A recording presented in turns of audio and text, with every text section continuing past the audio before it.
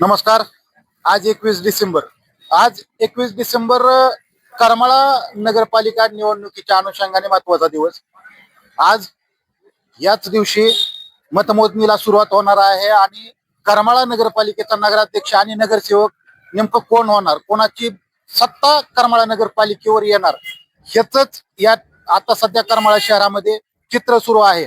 आणि ज्या प्रकारे आपण सांगत होतो की जी सध्याची जी निवडणूक आहे करमाळा नगरपालिकेची, ही गेल्या 3 ते 4 वर्षाच्या प्रशासकानंतर ही आता या ठिकाणी पार पडते. आणि हे पार पडत असताना यामध्ये शिवसेना, भाजप आणि करमाळा शहर विकास आघाडी या तिन्हीमध्ये ही सध्याची लढत मोठ्या काटेकी टक्कर असं म्हटल्याप्रमाणे ही लढत या ठिकाणी दिसून आलेली आहे.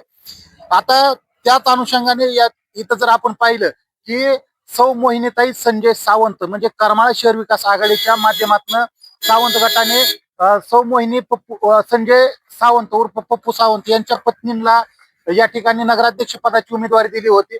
आणि आता मतमोजणी व्हायच्या निकाल यायचे त्याच्या आधीच या ठिकाणी या मोहिनी सावंत यांची करमाळा नगर परिषदेच्या नगराध्यक्षपदी निवड झाल्याबद्दल हार्दिक अभिनंदन अशा प्रकारचं या ठिकाणी हे बॅनर लागलेले या ठिकाणी आपल्याला दिसून येत आहेत करमाळा शहरामध्ये.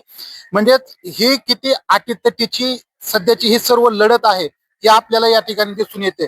त्यामुळं जरी कारण की ही अटीतटीची लढत एवढ्यासाठीच आहे की यामध्ये मतांचा फरक काही जास्तीचा राहणार नाही.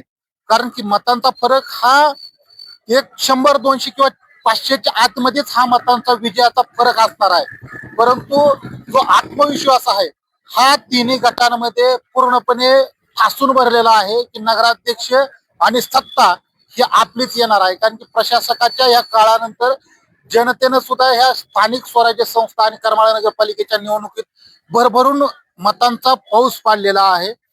त्याचमुळं या ठिकाणी आता सत्ता कुणाची येणार आणि सत्तेच्या चावी कुणाकडे जाणार हे पाहणं तितकंच गरजेचं असणार आहे. धन्यवाद.